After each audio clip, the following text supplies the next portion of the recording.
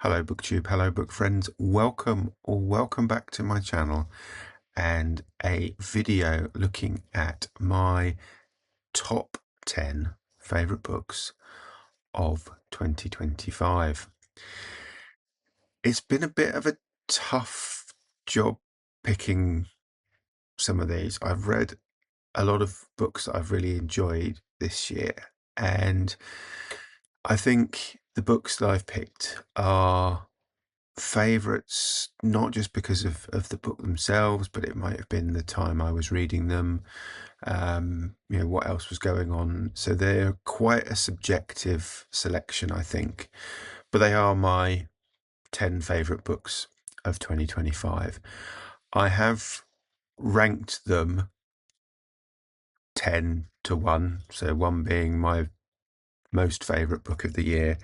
And I suspect some of these will not come as a surprise to you if you watch this channel on a regular basis. Some of them might, I don't know. We'll see. There are 6 fiction and 4 non-fiction, and just some other boring statistics. 3 of them were ebooks, 1 is an audiobook, and the remaining 6 are all physical books, and they are here. I think I could do honourable mentions, but I would be here a while, I think. Certainly picking book number 10 was quite difficult. I had, 3 or 4 particularly books that I've read relatively recently, including one that I only finished in the last few days, that were contenders. But I think I'm happy with what I've settled for. At least I'm happy at the moment. Ask me in 2 weeks' time what my top 10 books of last year were, and maybe I don't think I'd pick 10 different books, but I might pick 1 or 2 that, have since kind of surfaced in the back of my mind anyway. So let's talk about the 10. At number 10, The Pickwick Papers by Charles Dickens. I finished this on Christmas Eve. I'm pretty sure I'm not going to read anything now. I have read a couple of books since, but I'm pretty sure I'm not going to read anything now between recording this and New Year's Eve that is going to change my view. So I'm picking Pickwick Papers by Charles Dickens as number 10. Chunky book, over 700 pages, read as part of A Dickens at Christmas, the group read, originally serialized as individual kind of chapters and sections over several years. Just funny, not what I was expecting, thoroughly enjoyable. Downsides, Dickens can overwrite sometimes, some relatively long paragraphs at times, but I think this is his first book, so you can kind of forgive that to some extent. So yeah, number 10, The Pickwick Papers by Charles Dickens. Number 9 is the only audiobook on the list, and this was a book I read for October, and I think, judging by the other people who read the book during the same period, so October was the reading event where books to do with cephalopods, so octopus, squids, nautilus, etc., were read, both fiction and non-fiction, and this one, non-fiction audiobook, Other Minds by Peter Godfrey Smith, was just brilliant.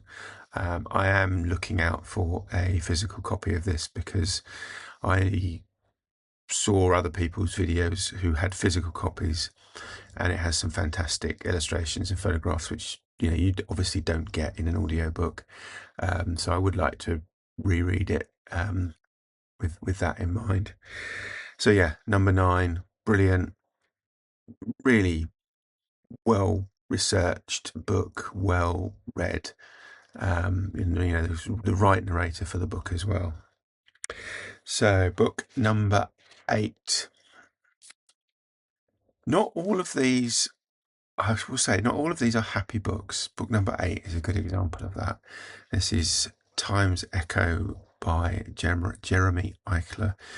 This book looks at 3 composers and the impact that the start of, or the rise of the Nazis and the Second World War had on their music composition, and to some extent what happened to them directly personally. So this is Shostakovich, Britten, Schoenberg, and Richard Strauss. All of them were in some way, shape, or form affected by, say, the rise of the Nazis, the Second World War, and how that impacted their work. This was a difficult read, but I did really enjoy it. Some of what happens, particularly to sort of Strauss and Schoenberg, was quite horrible. And I don't really need to kind of revisit that. But I would thoroughly recommend this book, particularly if you have an interest in that period of history. It's another perspective, from a perspective of, a musician, a composer. Brilliant. I also did put together, which I'll link to in the video description. This talks a lot about obviously the music and some of the symphonies and compositions that those composers put together.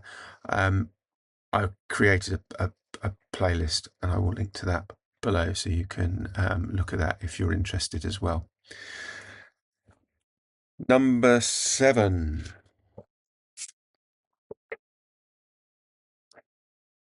Bram Stoker's Dracula. All of these books on this list are are first reads, apart from Dracula. And I would say, probably, given that I was however old when I was still at school when I first read this, I didn't really remember it, and I don't think I would have appreciated it quite the way I did reading it this time round. So Dracula by Bram Stoker, number 7. I don't think I need to really tell you too much about the story. Suffice to say, it's not the story that you see in the movies and so on. It's very different. It's better. It's a much better story, better read than watched, in my opinion. So yeah, number 7, Bram Stoker's Dracula. Number 6 was another work of non-fiction, and this was A Nature Diary by Richard Adams. So the author of Watership Down, The Plague Dogs, Girl in a Swing, Shardik, etc. He also kept a nature diary when he was living on the Isle of Man, and this is said nature diary. It's beautifully illustrated throughout. There are line drawings on every single page with every entry. Most of them are in black and white, but some of them are in colour, mostly the ones at the start of a month. So this is a year from his nature diary, all the things he saw, mostly out on dog walks. Just really thoroughly enjoyable from a guy who wrote quite extensively books about nature that were fictional. This is just brilliant.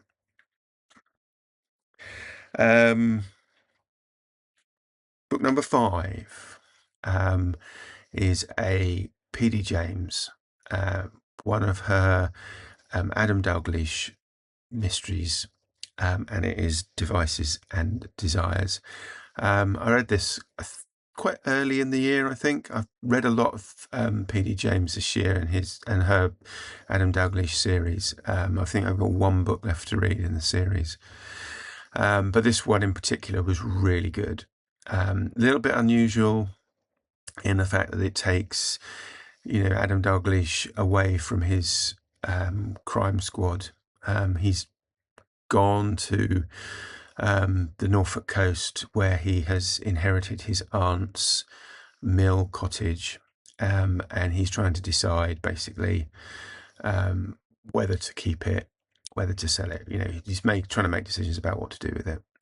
And while he's there is a serial killer active in the area. He's not involved in the case at all. It's a completely different detective, and you see that investigation from that other detective's perspective. But then there is a death locally, and Dalglish is drawn into that, not directly, but obviously because he's there and because of who he is. He gets drawn into it. Just a brilliant mystery story. Not an easy one to guess who the murderer was, although there are some clues to somebody who, it looks like it's almost too obvious. Number 4 is Ghost Story by Peter Straub. I'm trying to read more Peter Straub, and I started this year, and I intend to continue that into 2026. This was a story of the Chowder Club, which is a group of middle-aged older men who get together once a month or whenever the mood takes them to tell stories. Some of the stories are things that have actually happened to them. Some of them are made up. And some of them are kind of shared experiences. It is one of those shared experiences that ultimately they realise is supernatural, and starts to murder them.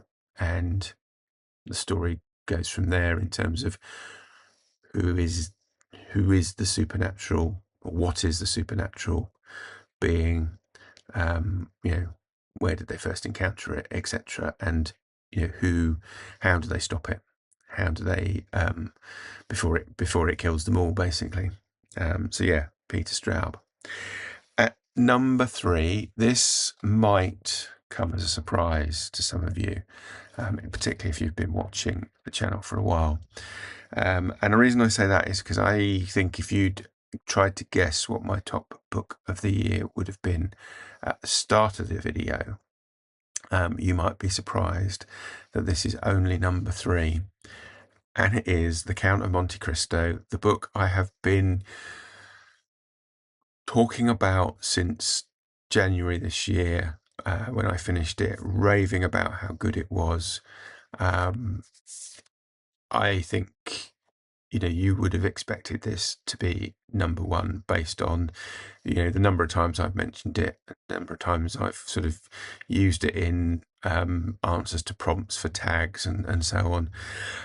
And it is a tough choice not to put this at number 1, but there were 2 books that I enjoyed more than The Count of Monte Cristo, and I'll talk about those in a moment. But if you don't know, Count of Monte Cristo, Edmond Dantes, a man who is imprisoned because he knows something, but he is not guilty of any crime, and he escapes and reinvents himself as the Count of Monte Cristo to seek revenge on those people who falsely imprisoned him and did him wrong. It is brilliant. It's probably the biggest book I read this year at 1,400 and something pages, and just brilliant.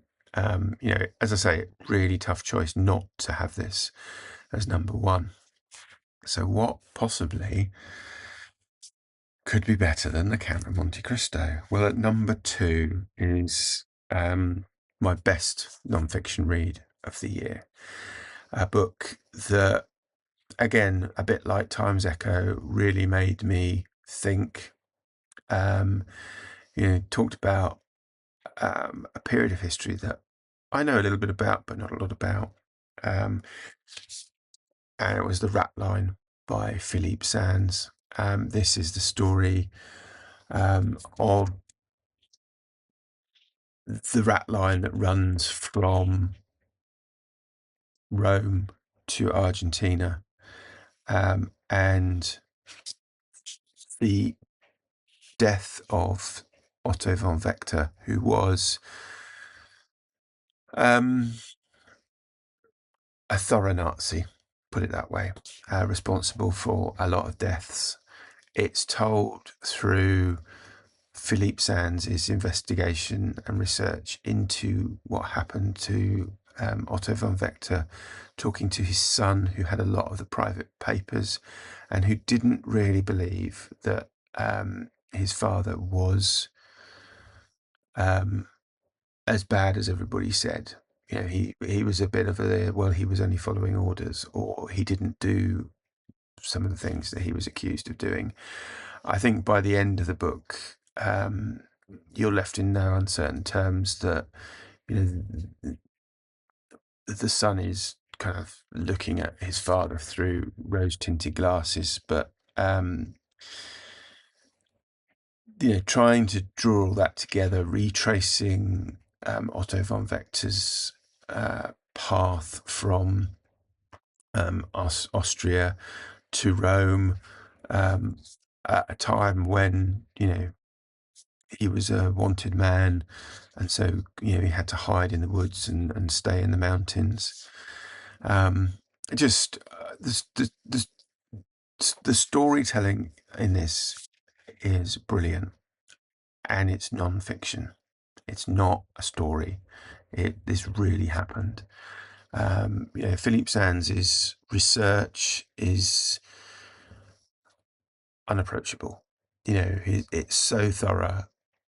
He when there's doubt, he talks about his doubts about some of the even first-hand evidence that he gets, and yeah, thoroughly enjoyed it.